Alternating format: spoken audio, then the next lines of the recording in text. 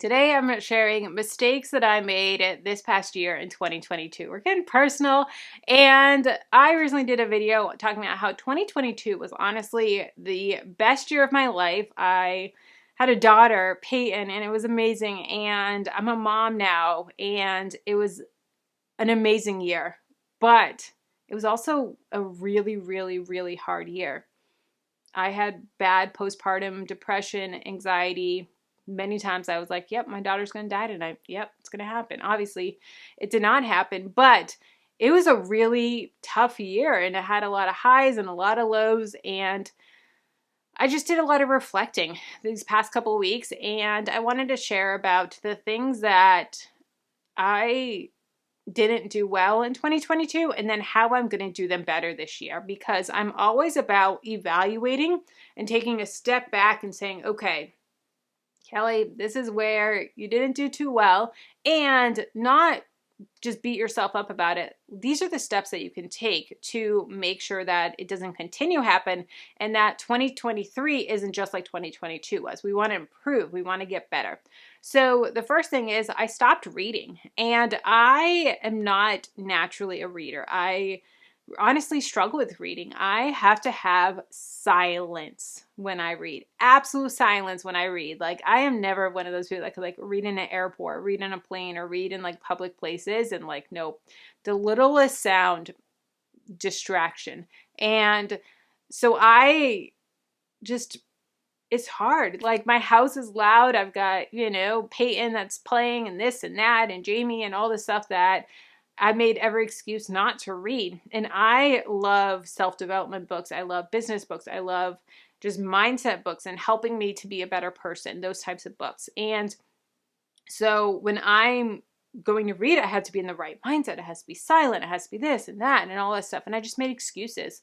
So there's some things that I'm trying to do now this year, or going to do this year, are doing this year, that are really helping me to set myself up. And first of all, is tracking the habit. In my planner, I have a habit tracker, and one of the things that I'm tracking is reading 15 minutes a day. I don't need to sit down and read for an hour. I don't need to sit down and read 3 chapters, just 15 minutes a day. That's going to really help to move me along and hit my goals of reading X amount of books. And I'm also doing some things of brain dumping before I read, because I noticed that when I would read, my mind would wander. And this is something that I've struggled with even in elementary school. I would read a paragraph or read a page and then be like, Kelly, what did you read? What was that about?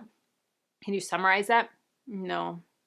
Nope. I mean, yesterday I had chicken noodle soup for lunch, and yep, that's what my brain was thinking about. I'll like physically be reading it, but just can't comprehend it. So I've noticed that now what I do is I brain dump before I read, and I get all my thoughts out before I read, and then I can actually focus on what I'm reading. Imagine that. And then I also keep a notebook next to me. If a random thought comes in and I start to notice as I'm reading that my mind is wandering, I'll pause, take a break, and brain dump whatever I'm thinking. Then I can get back to working. Then I can get back to reading, because our brains are not meant for storing. Because when we're trying to store and remember something, our brain is going, don't forget, don't forget, don't forget, don't forget. I'm not the type of person that can just like get lost in a novel and all this stuff. Nope. I have to really intentionally think about something. And sometimes I have to read a page 5 times. And so that will often hold me back from reading, because I'm like, what's the point? I'm going to get like 3 pages done. Well, if I do these other things that are going to help me set up so that I can have a successful reading session, it's going to be good, and I'm going to still benefit from it and learn from it. Or even if I'm reading a novel, I'm still going to get that escape. I'm still going to grow as a writer. That's another thing I'm trying to do, is read some more fiction so that I can improve my writing skills and improve just being a better writer overall. So not reading is number 1. Next is working out. I did not really work out at all this year. After I got cleared by my physical therapist after giving birth, then I joined the gym, I joined the YMCA, and I loved it. Absolutely loved it. I was doing the pound classes with the drumsticks, and it was so much fun. Oh my gosh, it was so much fun. It was a hard workout. Your legs, it's basically all squats and lunges the whole time, so your legs are on fire, but it is so much fun. It is a hard, hard, hard workout. And I stopped doing that in October because I had a launch in October and I took a couple of days off from the gym. I was going 7 days a week. Like, I was going so hardcore. I was absolutely loving it, absolutely loving it. Then I took a couple of days off because I had this launch come up and I was like, I need to focus on this launch.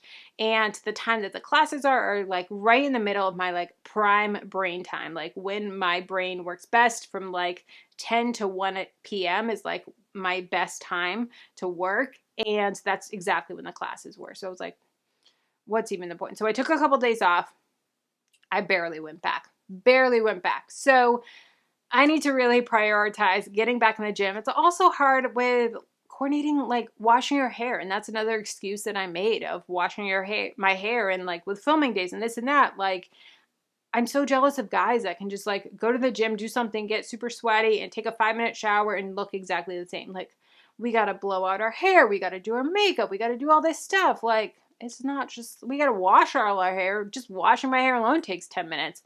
And it's a process. So getting back in the gym and getting back to working out, I'm really excited for. I'm really excited just to feel a lot better, a lot more energy, more mental clarity, and the natural endorphins. And I really noticed that when I was working out, it was amazing how just mentally better I felt and like more clear mind that I felt. So I'm really excited to get back in the gym. Next is I missed my revenue goal by 50%. And this was a hard one. I, wanted a $100K a year, make $100,000, and I ended the year at $47,000, which $47,000 is still amazing, especially when I think about I had a baby and my husband travels a lot, and I was, the sole person taking care of her for most of the year. And that's still amazing. Like, I think I only clocked 8 hours the entire month of March. And then the next month I only clocked like 15 hours. So, taking care of her, recovering postpartum. I had a lot of postpartum complications and recovery, all that stuff that I had to deal with. And so I need to give myself grace on that. And I need to still be proud of making $47,000, while I'm raising my daughter, all of that. I was able to quit my job, and that was a huge accomplishment. I have a full video on my second channel of breaking down my revenue for the year. So if you're interested in that, definitely check out that video. But I go through all the revenue from the whole year, all the numbers, all the behind the scenes. So definitely check that out. But did not hit my revenue goal this year, which really sucked. Next was I didn't prioritize my marriage as much as I wanted to. And it's so crazy of, throwing a baby into the mix of marriage and work. And, I noticed that when my husband was home, of trying to figure out, okay, you take the baby, you help take care of Peyton and everything while I work. And then he's working, I'm working. And it's just a lot of just not really there of, we're both in the same house, but we're both working on separate things and not really just taking that time when he is home, when he is in town, because he does travel for work. So when he is home, of taking that time of saying, okay, like, let's make the most of this. Let's have a date night, even if it's a date night at home and, we cook dinner together, whatever it is, but having that time as a couple. And also, another thing that I'm learning is I need to be more specific on specific ways that he can help me. I really noticed that in the past couple months of, with Jamie, he may be helping me with something. So he may be washing the dishes and thinking that he's really helping me wash the dishes.